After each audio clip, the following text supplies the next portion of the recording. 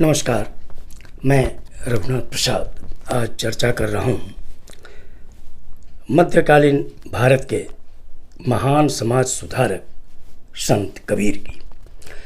संत कबीर का जन्म 1440 ईस्वी में और मृत्यु 1518 ईस्वी में हुई। जन्म वाराणसी में और मृत्यु यूपी के मगहर में हुई। इनका लालन पालन मुस्लिम दंपति के यहाँ हुआ था और उनके समय में भारत में इस्लाम धर्म और हिंदू धर्म दोनों काफ़ी प्रभावी थे, क्योंकि इस्लाम धर्मावलंबी शासन में थे और हिंदू राजा वगैरह थे।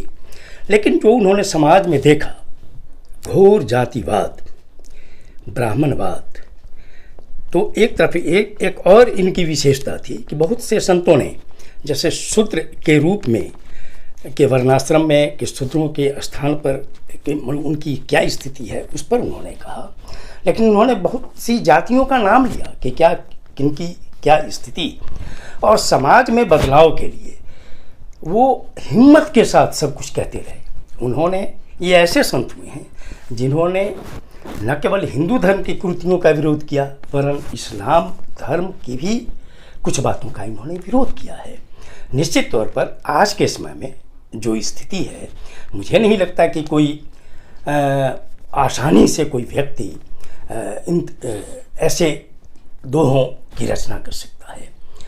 जैसे उन्होंने हिंदू धर्म के लिए कह दिया धर्मावलंबियों को कि पाहन पूजय हरि मिले तो मैं पूजों पहाड़, ताते ये चक की भली पीस खाए संसार। वहीं इस्लाम धर्मावलंबियों के लिए उन्होंने कहा, कांकर पाथर जोड़ के मस्जिद लियो चुनाए, ताचरी मुल्ला भांग दे बहरा हुआ खुदाए। अब आप सोच सकते हैं कि आज के समय में क्या कोई हिम्मत कर सकता है इस तरह के, लेकिन उनकी हिम्मत को देखिए। उन्हें दोनों तरह के कट्टरपंथियों ने धमकियां दी, लेकिन वो महापुरुष कभी भी अपनी बातों से नहीं डिगे, सच्चाई से नहीं डिगे। उन्होंने घोर जातिवाद को देखते हुए उन्होंने हिंदू धर्म के खासकर कट्टर पंथ का विरोध किया और उन्होंने कहा कि सभी मानव समान हैं। और यही उनकी स्वीकार्यता का उदाहरण है कि जब उनकी मृत्यु हुई थी तो हिंदू धर्म और इस्लाम धर्म दोनों के धर्मावलंबियों ने उन्हें अपना कहा। यही स्वीकार्यता थी उनकी। इनकी स्वीकार्यता का एक और प्रमुख सबूत है कि सिख धर्म के गुरु ग्रंथ साहिब में गुरु नानक ने इनके कुछ दोनों को जगह दी है। ये बहुत बड़ी बात है। संत कबीर का प्रभाव उत्तर भारत और मध्य भारत पर काफ़ी पड़ा और इन क्षेत्रों में कबीर पंथ की स्थापना भी लोग कबीर के रास्ते पर चलने के लिए कबीर पंथ के लोगों ने स्थापना की और कबीर मठों की बहुत लोगों ने दान दी जमीन। आज भी हजारों हजार कबीर मठ हैं जहाँ खेती होती है और उनसे जो उपज होती है वहाँ पर एक साथ खाना बनता है। वहाँ पे रहने वाले लोग, राहगीर, कोई भी जाकर भोजन के समय में पंगत में बैठकर भोजन कर सकता है। मैंने भी सेवा काल में कई मठों में जाकर देखा है और वहाँ पंगत में भोजन करने का अवसर मुझे मिला है। यह बराबरी का ये दृष्टिकोण कि वहाँ पर कोई जाति के आधार पर पंगत नहीं होगी खाने के लिए। मुझे लगता है कि बाद में गुरु नानक साहब ने जो लंगर और पंगत की व्यवस्था की है उसमें कुछ न कुछ अंश महान संत कबीर का जो पंगत की व्यवस्था थी इसका असर पड़ा है। संत कबीर की स्वीकार्यता को देखते हुए और इनकी महत्ता को देखते हुए बिहार सरकार के माननीय मुख्यमंत्री जी ने कबीर जयंती पर हर वर्ष अवकाश की घोषणा की। घोषणा किए हुए कई वर्ष बीत गए, हर साल अवकाश यहाँ रहता है।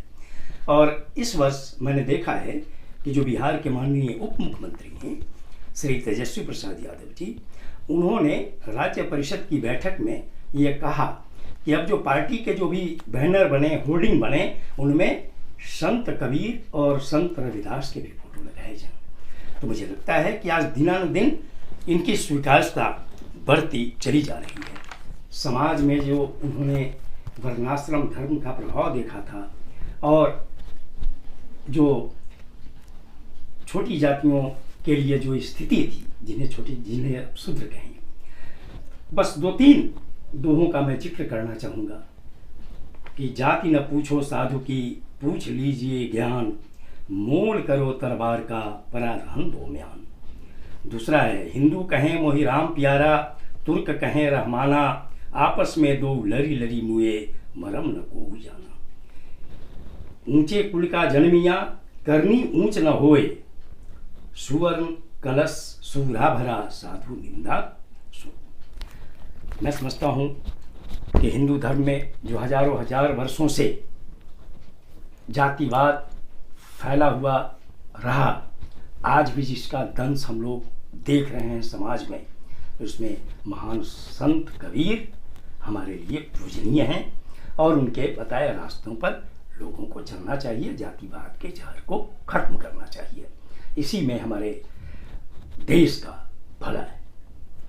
ये वीडियो आपको अच्छा लगा हो तो निश्चित तौर पर लाइक करें, शेयर करें। अब तक मेरे चैनल को आपने सब्सक्राइब नहीं किया तो सब्सक्राइब करें, बेल आइकन को अवश्य टच करें ताकि मेरे हर आने वाले वीडियो का नोटिफिकेशन आपको तुरंत मिल जाए। आप सभी लोगों के लिए शुभकामनाएं। धन्यवाद। जय हिंद।